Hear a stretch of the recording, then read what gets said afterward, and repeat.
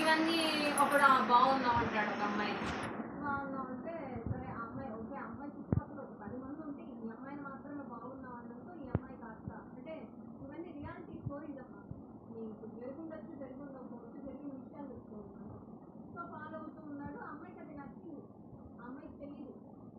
అంటే అంటే ఆ ప్రాసెస్ అనేది ఒక కరెక్ట్ అయిన ప్రాసెస్ కాదు అన్న విషయం తెలియదు. బాగుంది, ఫాలో అవుతుంది, ఫ్రెండ్సే కదా, క్లాస్మేట్స్. మనకి ఆ డిఫరెన్సెస్ తెలియదు కదా. మనం కోయిడ్ స్కూల్లో, ఇప్పుడు మన స్కూల్ ఉంది కోయిడ్ స్కూల్, చదువుకుంటాం చిన్నప్పటి నుంచి క్లాసుల్లో చదువుకున్నాము.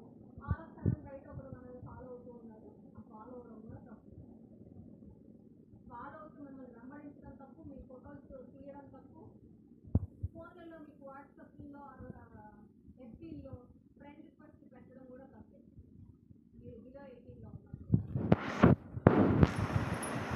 ఏదున్నా ఈ బిలో 18 వరకు మీరు సోషల్ మీడియాను కూడా మీకు ఎంత ఉపయోగమో అంతే ఉపయోగించుకోండి.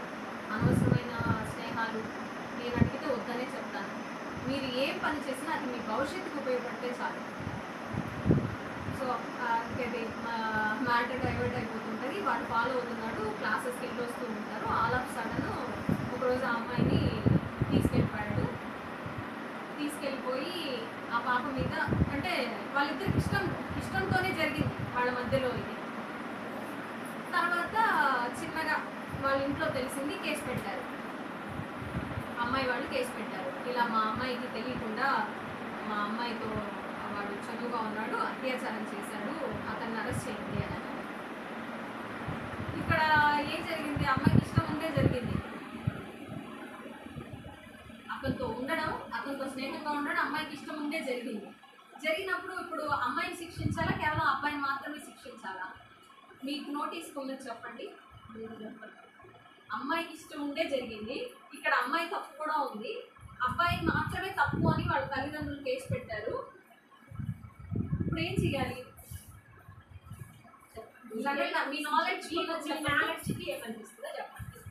అమ్మాయి కూడా తప్పు లేదా అబ్బాయిదేనా శిక్ష ఎవరికి పడాలి? శిక్ష అబ్బాయికి మాత్రమేనా? అమ్మాయి తల్లిదండ్రులు అమ్మాయికి ఇష్టం ఉండి జరిగిన అమ్మాయికి తెలియకుండా ఆ అమ్మాయి మీద బలవంతంగా చేశారు, ఆ అమ్మాయికి అత్యాచారం జరిగింది ఇప్పుడు అని కంప్లైంట్ చేశారు. ఇప్పుడు అబ్బాయి మాత్రమే శిక్షించాలి. వాళ్ళిద్దరు ఇష్టపడ్డారు అక్కడ, కానీ ఇద్దరు మైనర్లు, మేజర్ కాదు. ఇద్దరిని శిక్షించాలా? అమ్మాయికి ఇష్టం ఉండి జరిగిన అమ్మాయి మాత్రమే శిక్షిస్తారు. చట్టమే. అమ్మాయికి ఇష్టం ఉన్నా సరే ఆ అమ్మాయి మైనర్, ఇటువంటి నిర్ణయాలు తీసుకునే హక్కు అమ్మాయికి లేదు. ఆ అమ్మాయికి శిక్షే ఉండదు, అబ్బాయినే శిక్షిస్తారు. నేను ఇదంతా ఎందుకు చెప్పానంటే ఆడపిల్లలకి ఎంత మంచి యాక్టో కదా ఇది. ఇంట్లో అమ్మాయికి ఇష్టం ఉండి జరిగినా, ఇష్టం లేకపోయి అంటే ఇష్టం ఉండి జరిగినా సరే అబ్బాయికి శిక్ష అనేది పడాలి ఖచ్చితంగా. అది తప్పు కదా.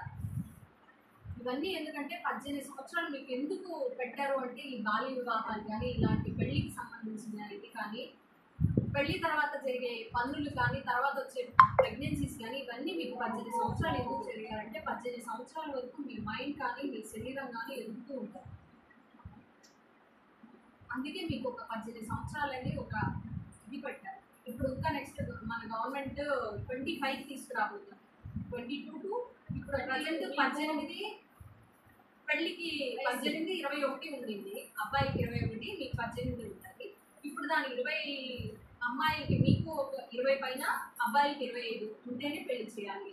అది ఇంకా రాలేదు యాక్ట్ ఏమి. ఇప్పుడు ప్రజెంట్ అయితే 18 స్ట్రిక్ట్గా యాక్ట్ 18 లోపే జరుగుతాయి.